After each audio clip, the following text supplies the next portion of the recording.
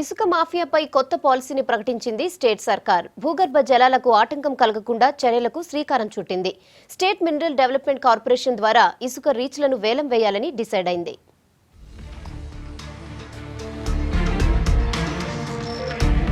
ఇసుక మాఫియాకు చెక్ పెట్టేందుకు రెడీ అవుతోంది స్టేట్ సర్కార్. అక్రమాలకు ఫుల్ స్టాప్ పెడుతూ శాండ్ పాలసీని ప్రకటించింది. ఇసుక వేలాన్ని పంచాయతీరాజ్ శాఖ నుంచి పరిశ్రమలు, వాణిజ్య శాఖకు ట్రాన్స్ఫర్ చేసింది. వేలంతోనే రీచ్లు కేటాయించాలని ప్రభుత్వం నిర్ణయించింది. వీటితో పాటు తవ్వకాల మార్గదర్శకాల్లో 2 కమిటీలను నియమించింది. రాష్ట్ర స్థాయిలో సీఎస్, జిల్లా స్థాయిలో కలెక్టర్ను చైర్మన్ గా నియమిస్తూ జీవో ఇచ్చింది.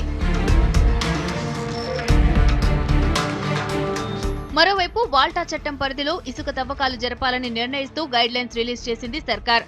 స్థానిక అవసరాలకు ఉచితంగానే ఇసుక అనుమతి ఇచ్చినా స్థానిక సంస్థల అనుమతి తప్పనిసరి చేస్తూ జీవో విడుదల చేసింది. అటు సర్కార్ ఇసుక రీచ్లను 3 కేటగిరీలు చేసింది. ఫస్ట్ కేటగిరీలో నదులు, కాలువల్లో లభించే శాండ్, సెకండ్ కేటగిరీలో రిజర్వాయర్, పరివాహక ప్రాంతాల్లో లభించేది. ఇక థర్డ్ కేటగిరీలో ప్రైవేట్ పట్టా భూముల్లో ఇసుక తవ్వకాలను గుర్తించింది. శాండ్ పంపిణీపై గవర్నమెంట్ కు వచ్చే ఆదాయాన్ని జిల్లాలకు 25%, మండలానికి 50%, గ్రామానికి 25% కేటాయించాలని డిసైడ్ అయింది.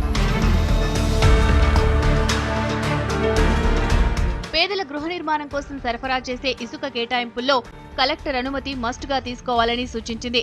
పర్మిషన్ లేకుండా ఇసుక రవాణా చేస్తే వారిపై కఠిన చర్యలు తీసుకోవడంతో పాటు వాహనాలను సీజ్ చేయనుంది. ఇతర రాష్ట్రాలకు శాండ్ రవాణాను నిషేధించింది. అలాగే కాంట్రాక్టర్లు నిబంధనలను ఉల్లంఘించకుండా చూసేందుకు విజిలెన్స్ కు మరిన్ని అధికారాలను కట్టబెట్టింది సర్కార్.